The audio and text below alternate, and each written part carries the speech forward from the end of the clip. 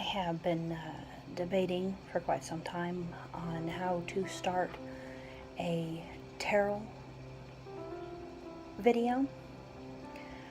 More of a history than a how-to, and then maybe later on a how-to more than a history. The book that I'm going to be referencing in this video is the Encyclopedia of Tarot by Stuart Kaplan. And I'm going to be going over the difference and names that you may see on the major arcana cards. The Fool. This is my favorite deck. I did have a Rider-Waite at one time, but I did not like the energy that was coming off of it. I didn't. So I gave it to a bookstore to sell. Maybe somebody else will. But these currently are my favorite. The Fool can also go by the Vagabond or the Foolish Man. The Magician can also go by the Wizard, Magus, I'm saying that wrong, Magus, and the Cups Player. The High Priestess can go by the Female Pope, Juno, and the Wise Woman. The Emperor, the Empress, can go by Isis or the Queen. The Emperor can go by Osiris or the King. The Hierophant can go by the Head Priest, Grand Master, Jupiter, or Bacchus. B-A-C-C-H-U-S. Bacchus. The Lovers can go by Marriage, Eros, or Hermes. The Chariot. This one I found rather odd, but it can mean, it can have the other name of triumphal car. And Wagon. Strength can also be referred to as force or fortitude.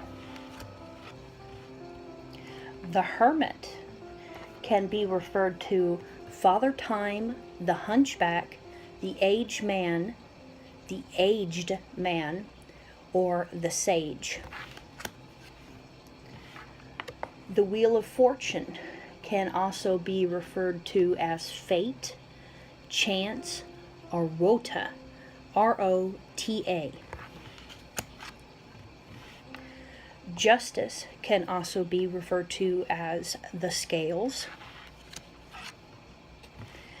The Hanged Man can be referred to as the Traitor, the Thief, or Tau Cross, T-A-U Cross, C-R-O-S-S. Death can be referred to also as Skeleton. Temperance. I have yet to find any other name for temperance but temperance. The Devil could be referred to as Typhoon or Lucifer. The Tower can be referred to as the Hospital, the Tower of Babel, Fire of Heaven, the Devil's House, or the Castle of Plutos. The Star, every reference I have seen has only referred to it as the Star.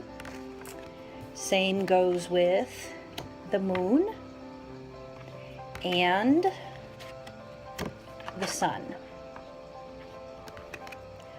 Judgment can also be called the Last Judgment. The World can also go by the Universe.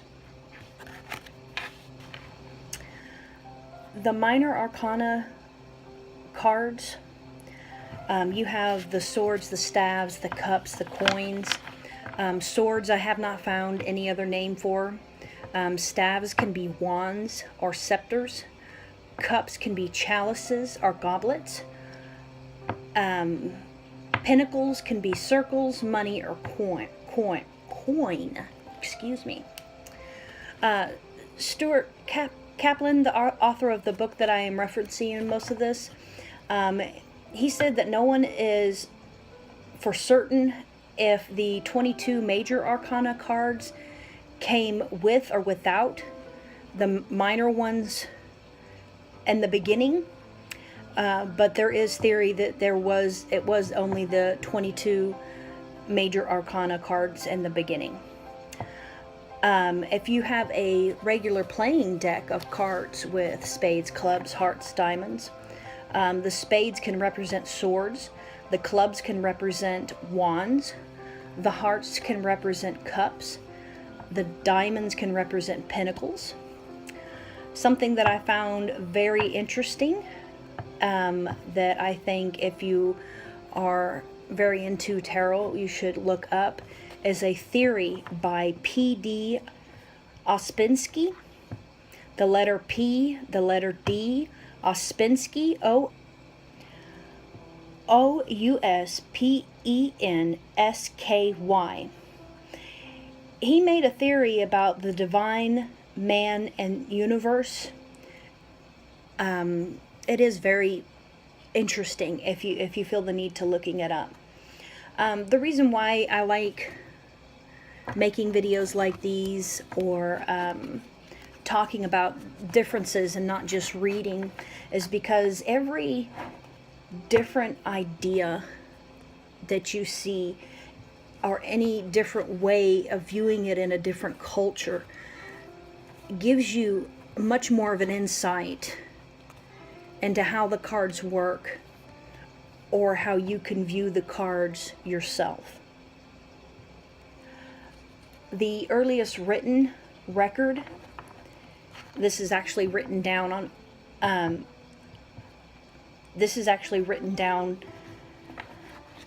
in a court of law, and it was back in 1367 in Vienna, and it was for outlawing the cards. This little tidbit may actually be more about numerology than actual tarot, but the fact that they have this correlation is kind of neat to me. In modern Hebrew, compared to Greek, ancient Greek names, the world, Tau, T-A-U, is the same in modern Hebrew that it is in Greek names. Now, ancient Hebrew, of course, was before modern Hebrew, but it is a derivative of ancient Hebrew, and the sounds stayed the same, but the characters changed over time. The high priestess, in modern Hebrew it's Beth, in Greek it's Beta.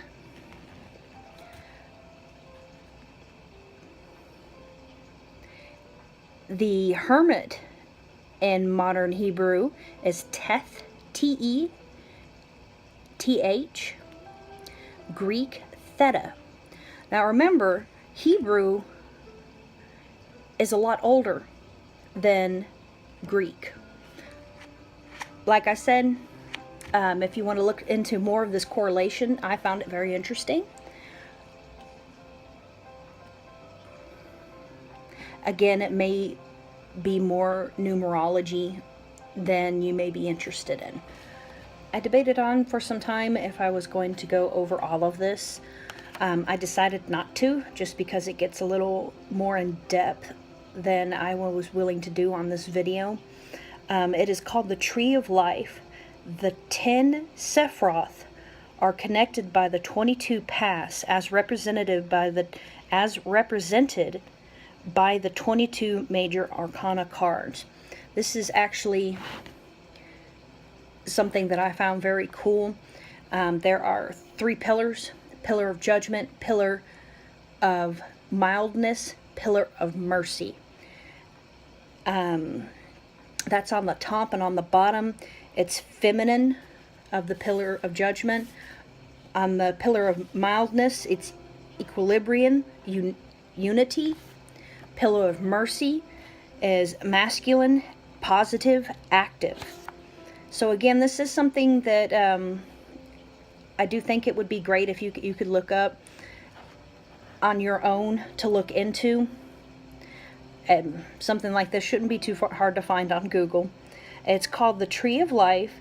The 10 Sephiroth are connected by the 22 paths that are as represented by the 22 major arcana cards.